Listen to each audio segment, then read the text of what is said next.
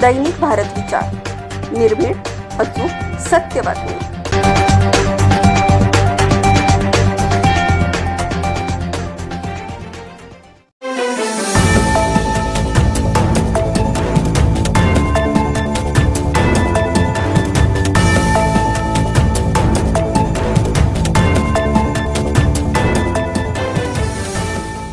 लोक भारताचे एक सार्वभौम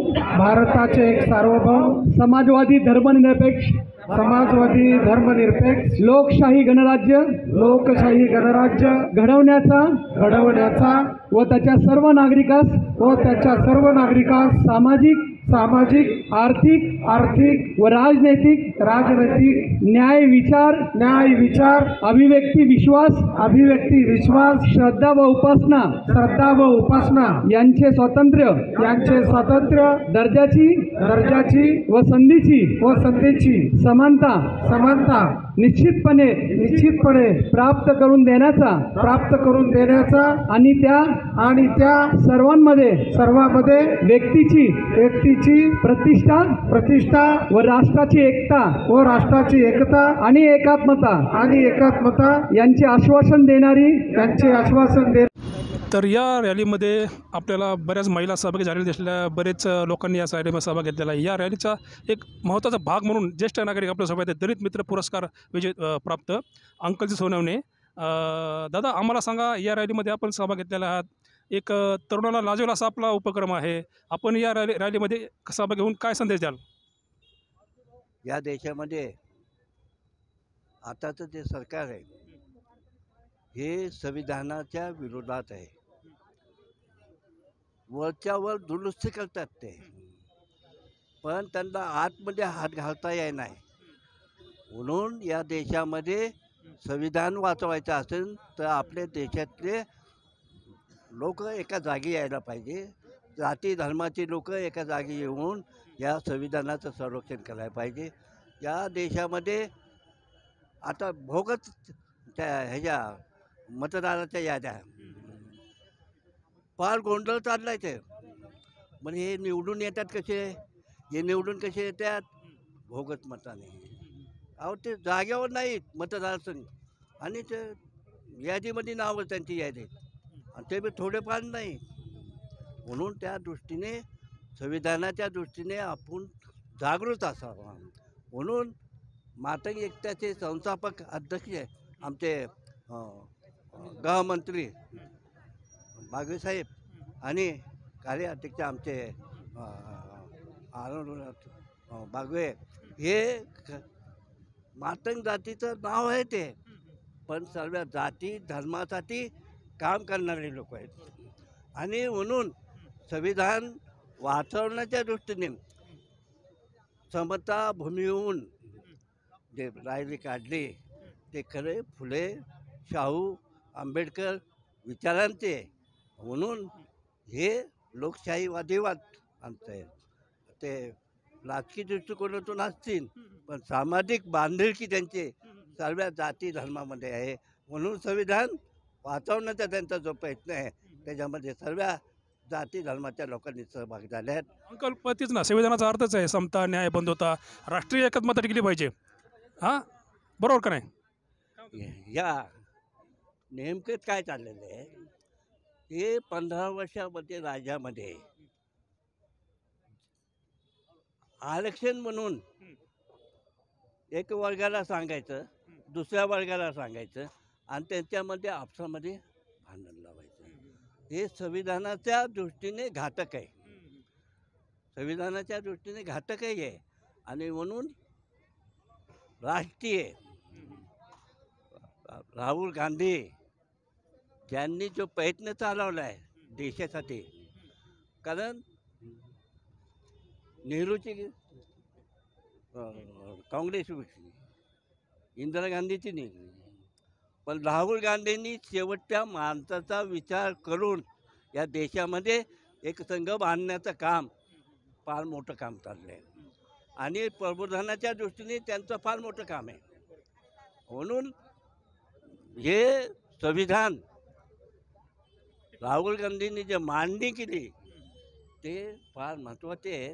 आणि तुम्हाला एक महत्त्वाचा एक मुद्दा सांगतो की ह्यांना हे का बदलायचं. बाबासाहेबांनी ही घटना लिहिली, एक मागासल्या वर्गाच्या महापुरुषांनी लिहिली, म्हणून ही घटना बदलायची. कारण मनुस्मृती महारच्या 14 तऱ्यावर जाडली, ह्यो बदला घेण्याचं काम यांचं चाललं आहे. म्हणून बाबासाहेबांनी सर्व जाती धर्माच्या आणि देश एक संघ, अहो बाहेरचे देश बघा ना एक संघ राहिले नाही, पण इथं जात धर्म भाषा असताना सुद्धा या संविधानाने घटनेने आपल्याला एक संघ बांधून ठेवलं आहे. म्हणून आपले संघ फार मोठं काम करतो आहे. म्हणून आणि खूप खूप धन्यवाद दादा. तर हे होते आपल्यासोबत ज्येष्ठ नेते अंकजी सोनवणे. त्यांनी खूप असं लाख मोलाचं मार्गदर्शन केलेलं आहे. आपण असंच त्यांच्याकडून समाजासाठी योगदान प्राप्त हो, त्यांना दीर्घायुष्य लाभो ही सदिच्छा व्यक्त करूया. धन्यवाद. नमस्कार. तर आपल्यासोबत या संविधान रॅलीसोबत महिला आघाडीच्या काही प्रवक्त्या नेत्या आहेत. तर मातंग एकता आंदोलनाच्या आपल्यासोबत आहे सूर्यकांताई खंडाळे. ताई, काय सांगाल आपल्याला? आपण या रॅलीमध्ये सहभाग घेतलेला आहे, महिलांचा आपल्या या रॅलीमध्ये खूप सहभाग झालेला आहे. काय सांगाल आपण? जे रॅली काढली आता सगळ्यांच्या मताने आणि सगळ्याच्या विचाराने आणि मातंगता आंदोलनाच्या नेतृत्वाखाली आणि बागवे साहेबांच्या नेतृत्वाखाली जे एक रॅली काढली ते रॅलीला सगळ्यांनी म्हणजे सगळ्यांनी मानलं असं मला वाटतं की सगळ्यांनी शुभेच्छा दिली. आणि अशा महिलांना जर महिलांवर अत्याचार होत असेल असा नेहमी तर हा अत्याचार कुठंतरी थांबला पाहिजे. आणि लहान मुलीवरही जो अत्याचार झाला हे खूप दुःखाची बाब आहे. आणि महिलांवर अत्याचार व्हायला नाही पाहिजे. हे किती वेळा असं ह्यांच्या शासन ह्यांचं सगळं ह्यांचं हक्क ह्यांचा खोटं मतदान करायचं, खरं सांगायचं. आणि हे अन्याय कवर चालणार आहे महिलांवरती. आणि महिलांना नाही पुरुषांना बी असंच अन्याय करतात. आणि सगळं खोटं आहे. जे ह्यांचं जे शिक्षा द्यायची होती, ज्यांनी अन्याय केला त्याला काय शिक्षा दिली यांनी?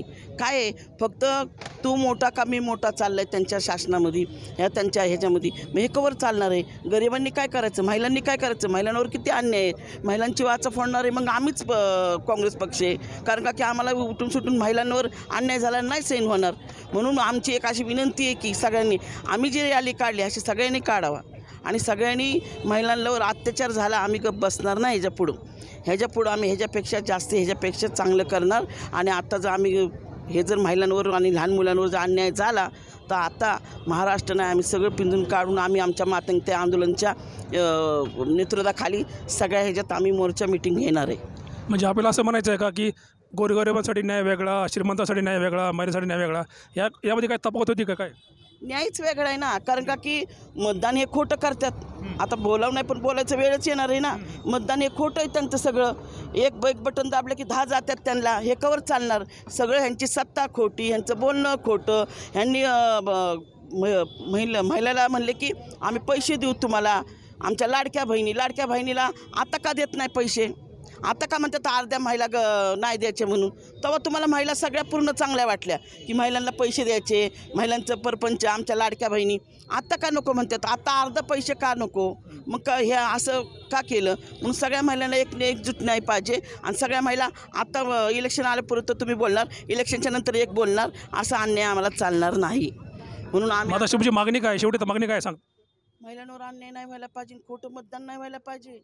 आता खरं मतदान आणि खरं झालं तर बरं, नाहीतर मग शासन तुम्ही खोटं वापरताय, खोटं सगळी सत्ता चालवताय. आणि मी म्हणून तुमचे सगळे तू मोठा का मी मोठा वरती चालले. आपलं काय मग? गरिबांचं काय? महिलांचं काय? महिला कष्ट करून खात्यात. तुम्ही म्हणले लाडकी बहीण हे देणार ते देणार, काय दिलं? अर्ध्या कितीतरी महिलांना तुम्ही कमी केलं का? तेव्हा इलेक्शन होतं म्हणून तुम्ही म्हणले महिलांचे पैसे चालू, माझी लाडकी बहीण हे कवर. म्हणून आता खोटं बोलून नाही चालणार, आता खरं बोलून चालणार. आणि आम्ही पक्षामध्ये आमचं काँग्रेस येणार आणि आमचे 2 सीट तर लागलेलेच आहे.